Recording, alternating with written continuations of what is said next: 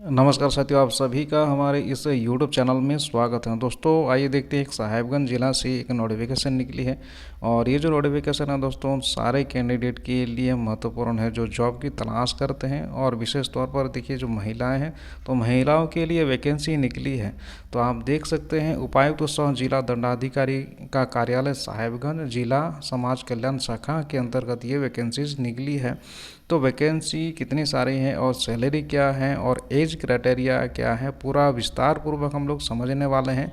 तो बने रहे मेरे इस यूट्यूब चैनल के साथ। चलिए शुरुआत करते हैं। देखिए जो हेडलाइन है आप देख सकते हो, Sakhi one stop centre, Sakhi one stop centre Sahibganj में विभिन्न पदों के विरुद्ध सेवाएं प्राप्त करने हेतु विज्ञापन जो है वो प्रकाशित की गई है। तो आगे देखें और क्या लिखा हुआ है। महिला एवं बाल विकास मंत्रालय भारत सरकार द्वारा वन स्टॉप सेंटर योजना का क्रियान्वयन किया जाता है। इस योजना अंतर्गत हिंसा से पीड़ित महिलाओं को सखी वन स्टॉप सेंटर में एक छत के नीचे पुलिस सहायता, कानूनी सहायता एवं परामर्श, चिकित्सा सहायता, मनोसामाजिक परामर्श, अस्थायी आश्रय इत्यादि उपलब्ध कराया जाता है दोस्तों।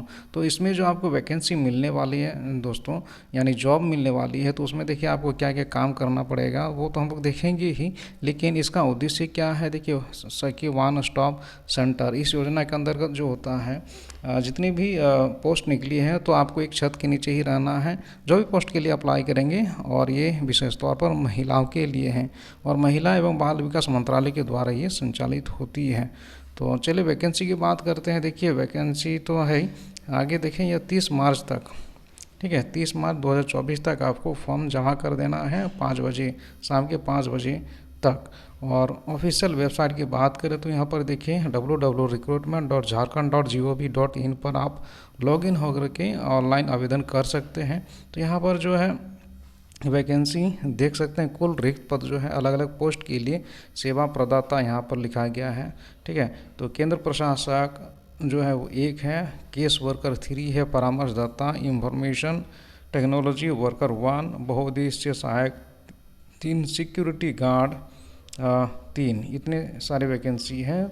और यहाँ पर देखिए अलग अलग कैटेगरी के जो महिलाएं हैं उन सभी के लिए आप देख सकते हैं, जो भी कैटेगरी अनारक्षित, यहाँ पर साफ साफ दिख रहा अनारक्षित वर्ग, ठीक है, अनारक्षित वर्ग के लिए यहाँ पर जो है वैकेंसी देखने को ज़्यादा मिल रहा है। अनुसूचित जनजाति की बात करें तो यहाँ पर 1-2 ही देखने को मिल रहा है, 3 पोस्ट मुझे यहाँ पर नज़र आ रहे हैं दोस्तों। तो अगर आप एलिजिबल हैं तो अप्लाई कर सकते हैं। तो उसके लिए आपके पास क्या एलिजिबिलिटी है वो भी हम लोग देख लेते हैं दोस्तों। देखिए केंद्र प्रशासक 1 एक पोस्ट है, केवल महिलाओं के लिए ही है। जैसे मैंने आपको शुरू में बताया कि महिलाओं के लिए पोस्ट निकाली गई है। तो आपके पास क्या अनुभव होना चाहिए, निर्धारित अर्हता यानी क्या योग्यता होनी चाहिए। शैक्षणिक योग्यता की बात करें तो आपका PG हुआ होना चाहिए और किसी मान्यता प्राप्त विश्वविद्यालय से विधि में स्नातक होना चाहिए, ठीक है, दोनों में से कोई एक होना चाहिए। आवश्यक कार्य का अनुभव, तो आपको कार्य करने का जो अनुभव है वो होना चाहिए 5 वर्ष का। और कैसे कार्य करने का अनुभव होना चाहिए, किसी सरकारी अथवा गैर सरकारी संस्था परियोजना में महिलाओं के विरुद्ध हिंसा जैसे मुद्दों पर कार्य करने का अनुभव होना चाहिए 5 वर्ष का। और प्रति माह जो आपको सैलरी मिलेगी दोस्तों वो 30,000 होगी। वांछित कार्य का अनुभव यहाँ पर क्या है, देखिए किसी सरकारी अथवा गैर सरकारी संस्था परियोजना में परामर्शदाता के रूप में कार्य करने का जो वर्ष है वो 1 वर्ष का अनुभव होना चाहिए। केस वर्कर 3 यहाँ पर 3 पोस्ट हैं, केवल महिलाओं के लिए है। तो इसमें भी लगभग लगभग ऐसे ही है, ठीक है, लेकिन इसमें जो है दिया हुआ है 3 वर्ष का आपको पास कार्य अनुभव होना चाहिए। सैलरी जो मिलेगी वो 20,000 प्रति माह मिलेगी दोस्तों, ठीक है। तो आप देखते हैं आगे पॉइंट 3 में परामर्शदाता एक वैकेंसी है महिलाओं के लिए। सभी वैकेंसी जो है वो महिलाओं के लिए ही है। शैक्षणिक योग्यता की बात करें तो यहाँ पर देखिए किसी मान्यता प्राप्त विश्वविद्यालय से सामाजिक कार्य या फिर नैदानिक मनोविज्ञान या क्लिनिकल साइकोलॉजी में PG हुआ होना चाहिए। कार्य करने का जो वर्ष अनुभव जो है वो 3 वर्ष का होना चाहिए। मिनिमम जो आपको मिनिमम नहीं, प्रति माह जो सैलरी हो वो 25,000 रुपये दिए जाएंगे।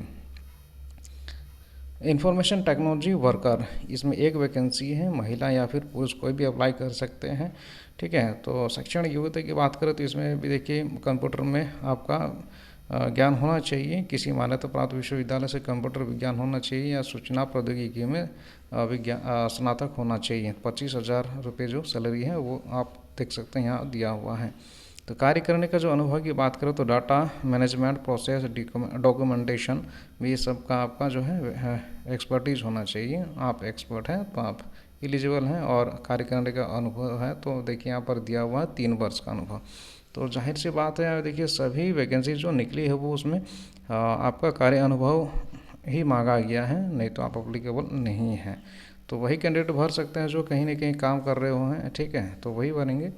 देखिए पॉइंट 5 में देखिए बहुउद्देश्य सहायक 3 वैकेंसीज है इसमें, और कार्य करने की जो अनुभव है यहाँ पर 3 वर्ष का अनुभव है। शैक्षणिक योग्यता की बात करें तो यहाँ पर मैट्रिक हुआ होना चाहिए। प्रति माह जो है सैलरी होगी वो 10,000 होगी। और सिक्योरिटी गार्ड में भी देखिए 3 वैकेंसीज है, महिला या फिर इसको भी इस जॉब को ले सकते हैं।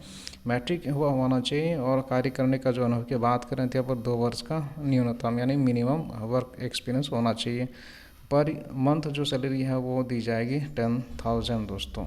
तो इसमें कैसे भरना है, कैसे क्या करना है, तो आप देखिए ऑफिशियल वेबसाइट में जाएंगे और ऑनलाइन जो है फॉर्म सबमिट करेंगे दोस्तों। तो आयु सीमा की बात कर लेते हैं। देखिए 1/1/2024 को एज कैलकुलेशन होगी।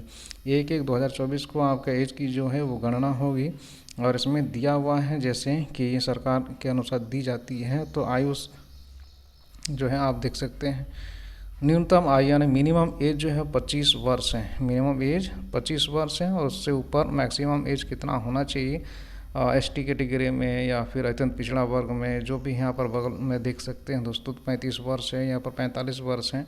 तो अलग अलग है, तो आप देख लीजिए, ठीक है, या फिर स्क्रीनशॉट ले लीजिए, या फिर ऑफिशियल वेबसाइट में जाएंगे। और विस्तार से जानना चाहते हैं तो ऑफिशियल वेबसाइट ही बेहतर विकल्प हो सकता है दोस्तों आपका। आवेदन हेतु अन्य निर्देश यहाँ पर दिए गए हैं, ठीक है। तो आपके पास जो भी कार्य अनुभव है वो डॉक्यूमेंट आपके पास होना चाहिए, और जो प्रोसेस होता है फॉर्म भरने का तो उसके लिए आप सभी डॉक्यूमेंट आपके पास होने चाहिए, ठीक है। एक फॉर्म का जो दिया हुआ है कैसे फॉर्म भरना है, तो उसमें एक क्या क्या पूछा जाएगा, है ना। तो वन स्टॉप सेंटर में सेवा उपलब्ध कराने के लिए आवेदन पत्र, तो ये जो फॉर्मेट दी गई है इस फॉर्मेट को आप देख सकते हैं। जो जानकारी जनरली पूछी जाती है वही जानकारी इसमें जो है फॉर्मेट दिया हुआ है दोस्तों। तो बहुत बहुत धन्यवाद ये वीडियो देखने के लिए। चलिए मिलते हैं हम लोग नेक्स्ट वीडियो में। और हाँ दोस्तों, यदि मेरा दिया हुआ जानकारी आपको अच्छा लगा तो प्लीज़ यार सपोर्ट कर दीजिएगा। कोशिश करता हूँ कि जितना भी हो सके मुझसे अपडेट कराने की, कि कहीं से भी वैकेंसी अगर निकलती है खासकर झारखंड से तो मैं आपको अपडेट करा दूँ। बहुत बहुत धन्यवाद। 1 सेकेंड।